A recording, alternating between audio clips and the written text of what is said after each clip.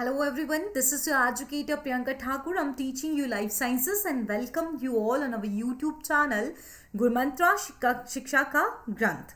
So we are covering circulatory system in human physiology. This is the part 2 in which I'm going to teach you about the heart. Our circulatory system consists of three interrelated components. First one is blood, heart, and other one is blood vessels.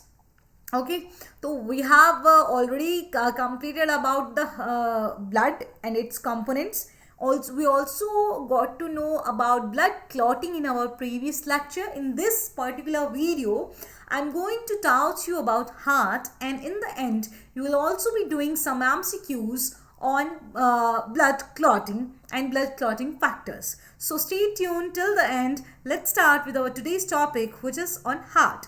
So let's study about heart today. We know that heart is a mesodermally derived organ. You know about ectoderm, endoderm, and third one is mesoderm. So heart is derived from the mesoderm. It is mainly situated in the thoracic cavity. Okay, in thoracic cavity, the chest cavity, you know chest cavity? Chest cavity is known as thoracic cavity. In thoracic cavity, this heart is situated in between the lungs. We have two lungs and heart is situated in between those two lungs but mainly tilted toward the left lung. Okay. Heart is surrounded by a membrane which is known as pericardium. This pericardium surrounds the heart and also protects it.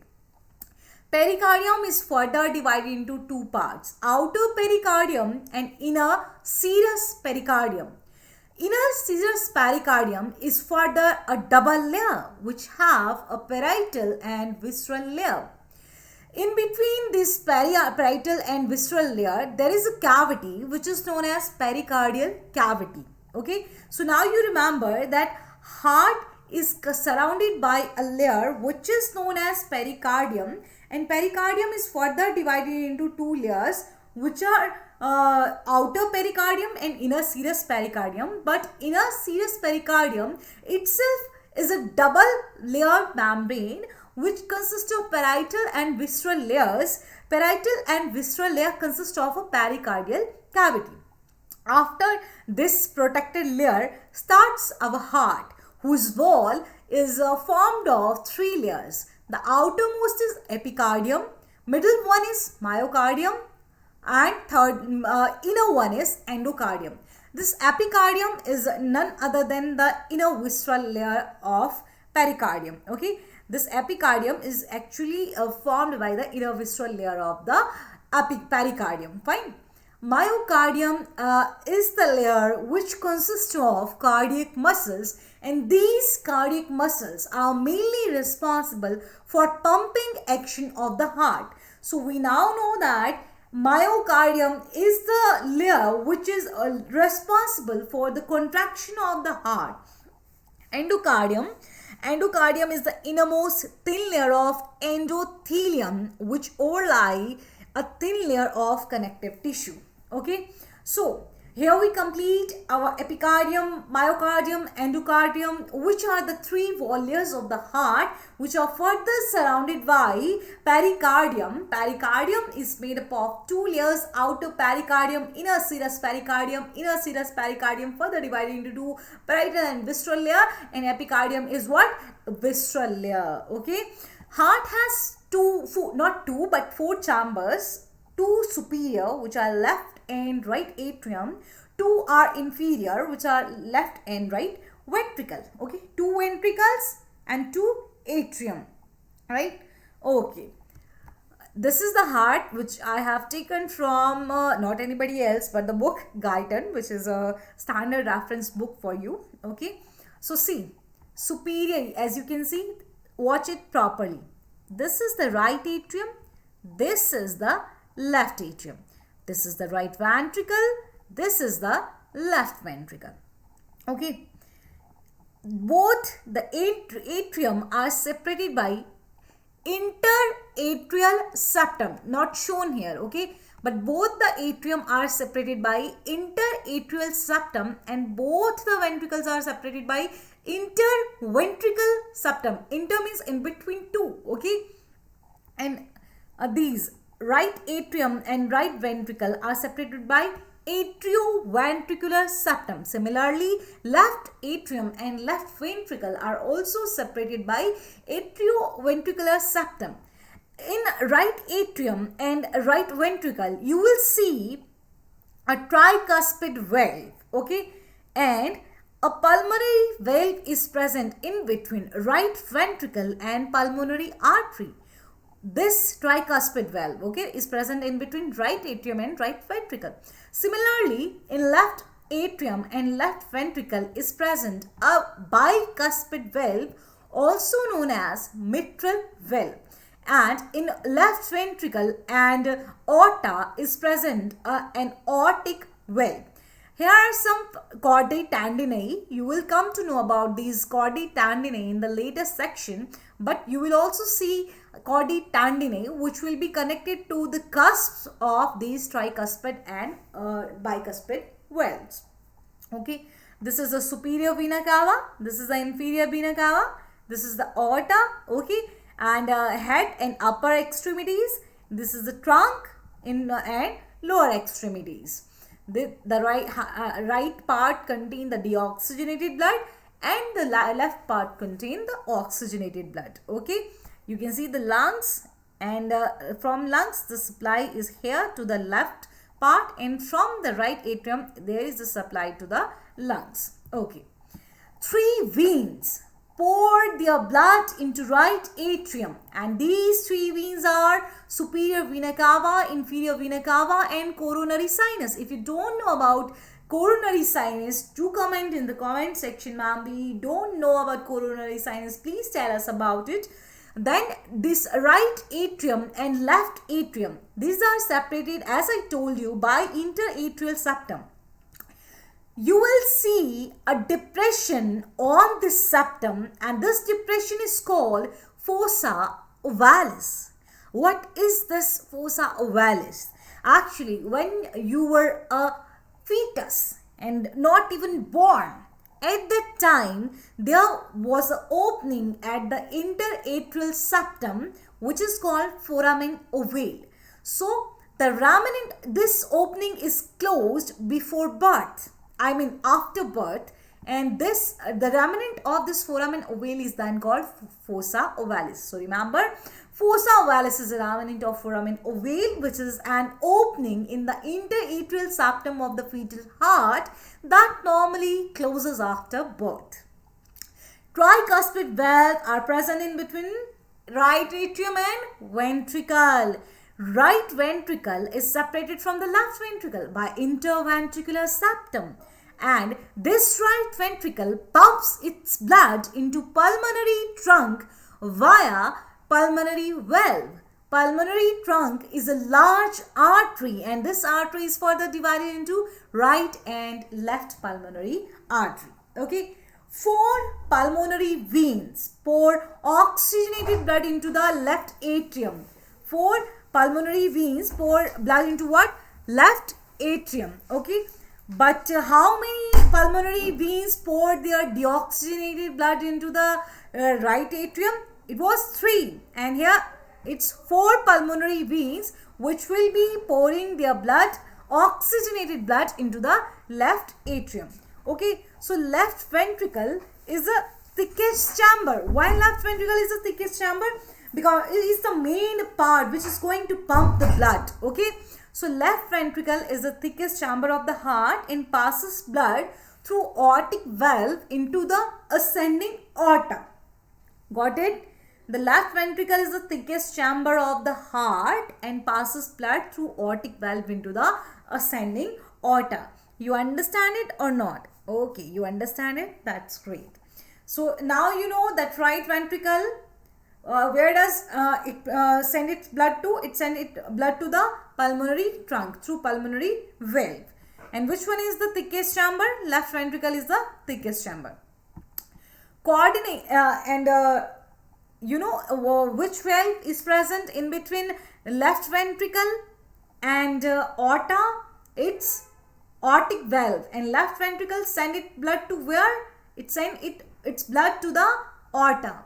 Chordate tendinae are the cord-like tendons that will be attached to the atrioventricular valve flap. You know the valve that are present at the in between atrium and ventricle, bicuspid and tricuspid valve. Their flap will be attached by the chordate tendinae.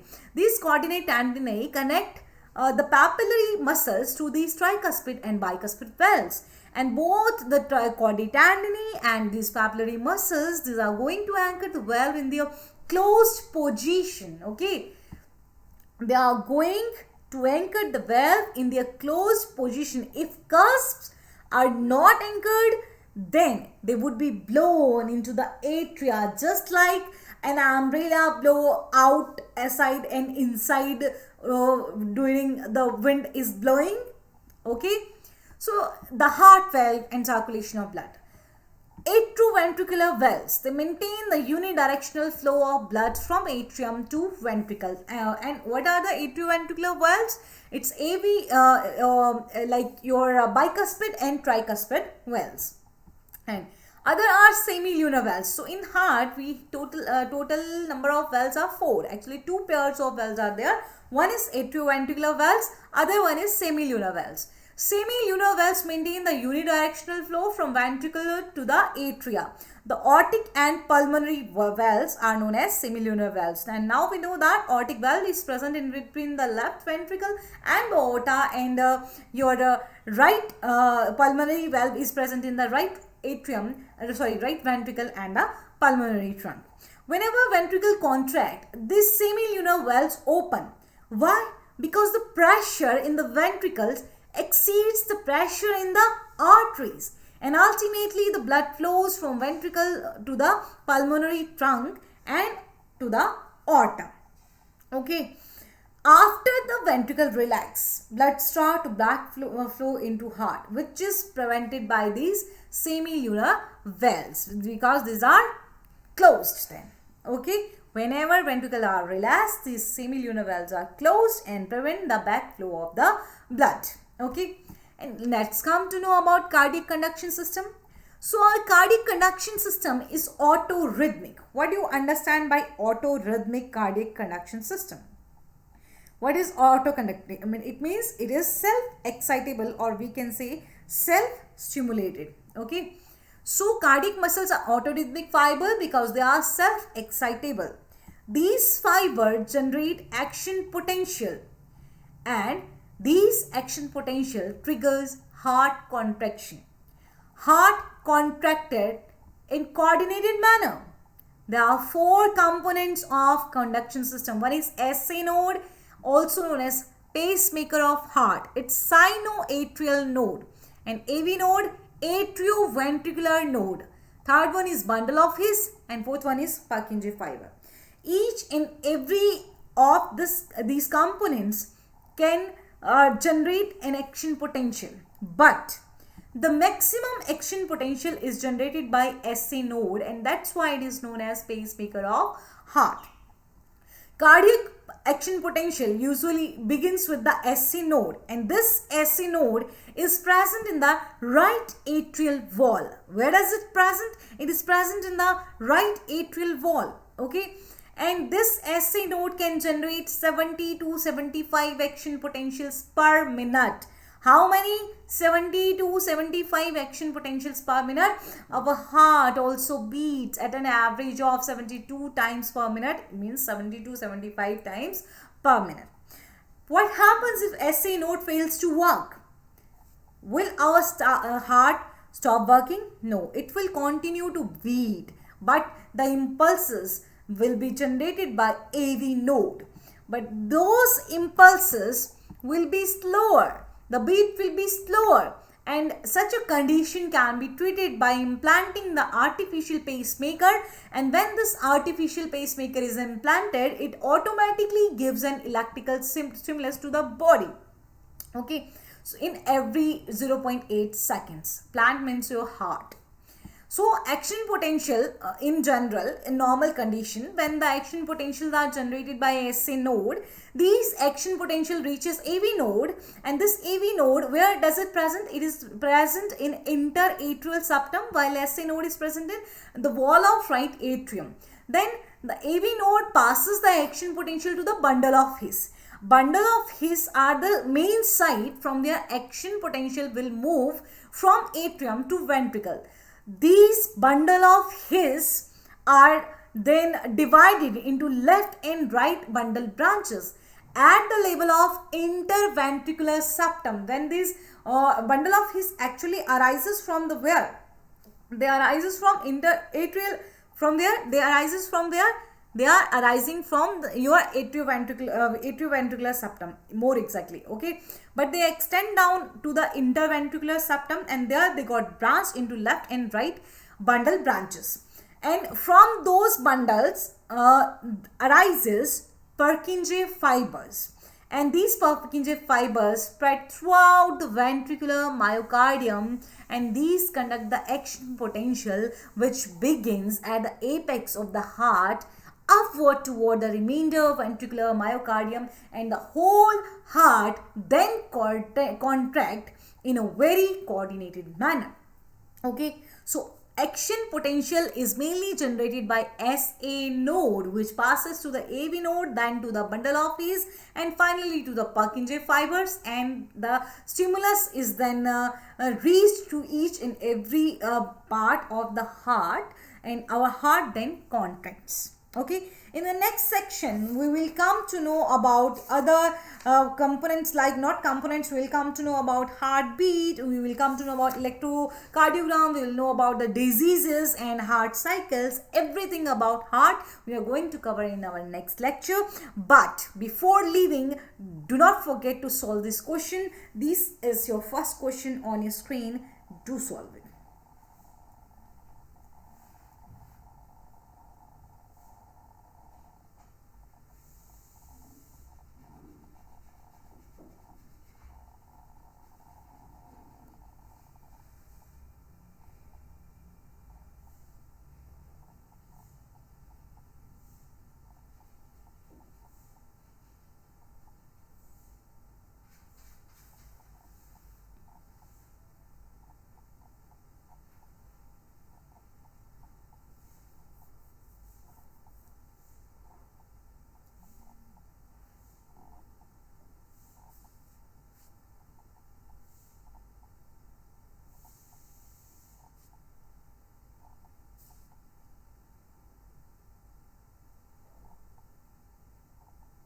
So how many blood clotting factors are found in the blood? The number is 13, but the blood clotting factor 6 is not actually a factor. It's just a hypothetical factor.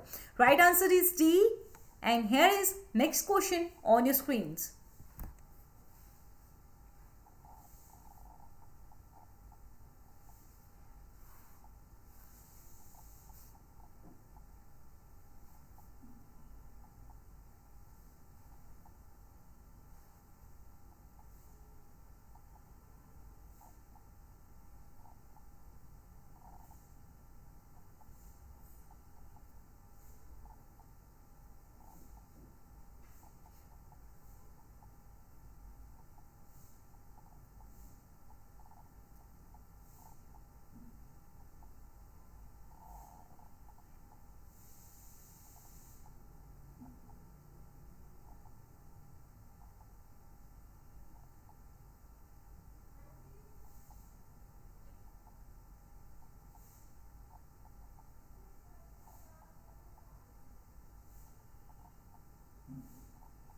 Which of the following is not responsible for blood clotting? Vitamin K is responsible for blood clotting. It is going to help converting prothrombin into thrombin. And vitamin C is not going to do anything in blood clotting. Thromboplastin is itself a blood clotting factor. What is the number of blood clotting? What is the number of this thromboplastin? Thromboplastin is the blood clotting factor. What is the number of this blood clot? This thromboplastin. Do you know or don't you? Fibrinogen is the blood clotting factor number 1. and the thromboplastin is your blood clotting factor 11. Okay, yeah, I do remember this. It's 11. Okay, plasma, no, it's not 11, I forgot, it's 9. Okay, Christmas factor or plasma thromboplastin, it is also known as like this. Okay, so your right answer is B. Next question on your screen.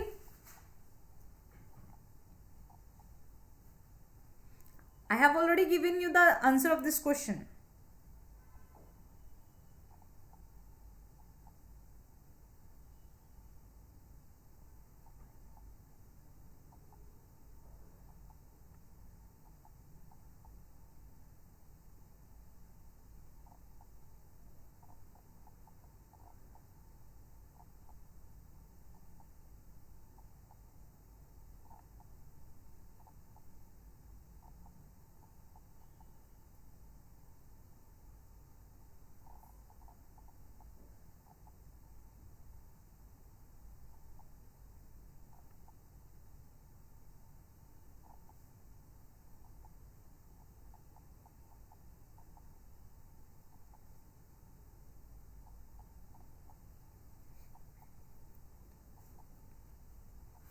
Which of the following is the clotting factor 1? Yeah, you have given the right answer. It's fibrinogen. Fibrin stabilizing factor is the clotting factor 13 and H-twin factor is the clotting factor 12. So A is your right answer. Okay. Next question on your screens.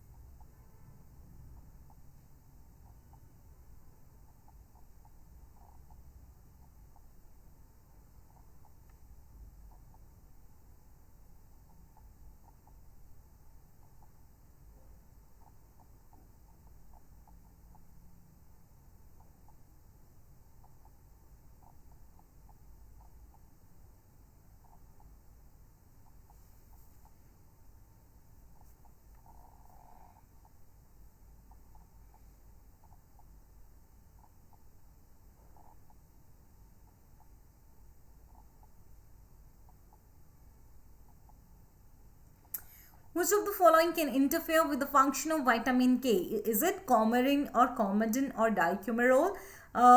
Actually, it's all of these. Coumadin and dicumarol are themselves coumarin, and coumarin interfere with the function of vitamin K. So right answer is D. Next question on your screens.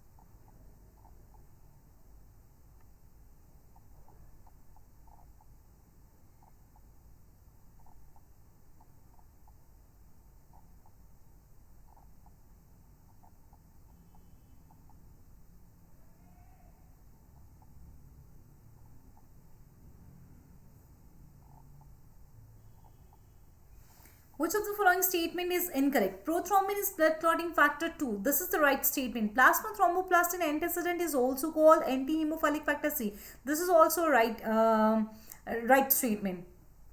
And sodium citrate is used to prevent clotting in the test tube. This is the right statement. Calcium ion is not a blood clotting factor. It is a blood clotting factor and it is blood clotting factor 4. So D is the incorrect statement. D is your right answer. Next question on your screen, and this one is the last one.